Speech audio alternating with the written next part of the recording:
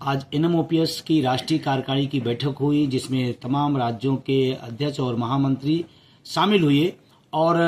तमाम महत्वपूर्ण विषयों पर चर्चा हुई, संगठन की मजबूती पर चर्चा हुई और उसके बाद आगामी कार्यक्रमों पर चर्चा हुई। और जो संगठन ने फैसला लिया है, सबसे बड़ा फैसला है कि 26 सितंबर को पूरे देश के सभी जिला मुख्यालयों पर एनपीएस यूपीएस के खिलाफ आक्रोश मार्च निकालना है और उसकी तैयारियां लगभग देश के तमाम कोने कोने में शुरू की जा रही हैं और बड़े उम्दा तरीके से वो कार्यक्रम होगा। दूसरा जो एक तय किया गया कि 15 दिसंबर को एनएमओपीएस का एक राष्ट्रीय अधिवेशन किया जाएगा और ये अपने आप में बड़ा यूनिक प्रोग्राम होगा, क्योंकि देश के प्रत्येक राज्य से उसमें प्रतिनिधि शामिल होंगे और इससे जो एनएमओपीएस की ताकत है, एनएमओपीएस का जो संघर्ष है, अनूठी उपलब्धियां हैं, उस राष्ट्रीय अधिवेशन के माध्यम से पूरे देश के सामने, सरकार के सामने जाएगी। और आने वाले उसी राष्ट्रीय अधिवेशन में आने वाले साल में किस तरह से व्यापक आंदोलन, किस तरह से बृहद आंदोलन करके एनपीएस और यूपीएस के खिलाफ पुरानी पेंशन बहाली के समर्थन में कैसे रणनीति बनेगी, उसी अधिवेशन में हम लोग आगे तय करेंगे। और आने वाले समय में जिस तरह का, और मुझे इस बात की बताते हुए खुशी हो रही है कि राष्ट्रीय टीम ने तमाम सारे साथियों को नई टीम में शामिल किया है, मैं उन्हें बधाई देता हूं। और उसके बाद इस बात के लिए मैं आग्रह करता हूं कि आपके जो एनएमओपीएस के संघर्ष हैं, उस संघर्षों की बदौलत 4 राज्यों में पेंशन बहाल हुई है। आज सबसे बड़ा जो मुद्दा पुरानी पेंशन का बना हुआ है, ये कोई मामूली मामला नहीं है और कम संघर्षों की बदौलत ये नहीं आया है, बहुत संघर्ष किया गया है। अभी कल प्रधानमंत्री जी ने हरियाणा में एक सभा में बोला एनपीएस बहुत अच्छी है, 20 साल आपने बताते रहे, फिर जब अच्छी थी तो आपने यूपीएस क्यों ला दिया। अब यूपीएस की आप तारीफ कर रहे हैं, जबकि देश का कर्मचारी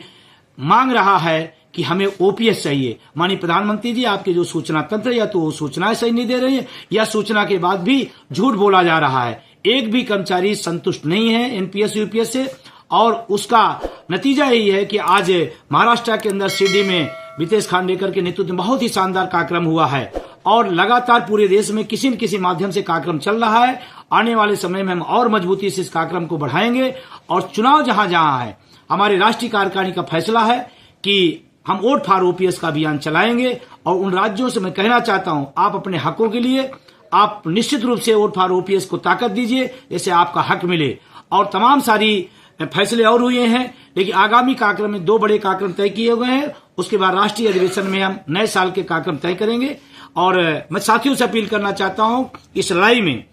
पद, गुट, विभाग और पदों की सीमाओं से ऊपर उठ करके एनएमओपीएस के कार्यक्रम में सहयोग करें और ज्यादा लोग उसमें भागीदारी निभाएं, जिससे हम लड़ाई को जीत सके। गतिके सारबाइदসকল, एनएमओपीएसर राष्ट्रीय अध्यक्ष विजय कुमार बंधु डांगरियार मन्तव्यर পৰা আপোনালোকে নিশ্চয় জানিব পাৰিলে যে যেহেতু কেন্দ্ৰীয় চৰকাৰে বৰ্তমান সময়লৈকে ওপিএছ পুনঃ প্ৰৱৰ্তন কৰাৰ কোনো সিদ্ধান্ত গ্ৰহণ কৰা নাই আৰু শেহতীয়াকৈ ইউপিএছ অৰ্থাৎ ইউনিফাইড পেঞ্চন আঁচনি প্ৰৱৰ্তন কৰিছে, যাক লৈ বৰ্তমান সময়ত দেশৰ এনপিএছ কৰ্মচাৰীসকলৰ মাজত ক্ষোভৰ জুইৰ উদ্গীৰণ ঘটিছে, যাৰ ফলস্বৰূপে এনএমঅপিএছে আগন্তুক সময়ত বহুকেইটা কাৰ্যসূচী গ্ৰহণ কৰিছে আৰু সেই কাৰ্যসূচীৰ বিষয়ে আমাৰ এনএমঅপিএছৰ ৰাষ্ট্ৰীয় অধ্যক্ষগৰাকীয়ে আজি এই ভিডিঅ'টোৰ জৰিয়তে জনাইছে। লগতে আপোনালোকক আৰু এটা কথা জনাই দিব বিচাৰিছোঁ যে আগন্তুক সময়ত মহাৰাষ্ট্ৰত যি বিধানসভা নিৰ্বাচন আছে, এই বিধানসভা নিৰ্বাচনত বিৰোধী দলসমূহে অৰ্থাৎ শিৱসেনা আৰু কংগ্ৰেছ দলে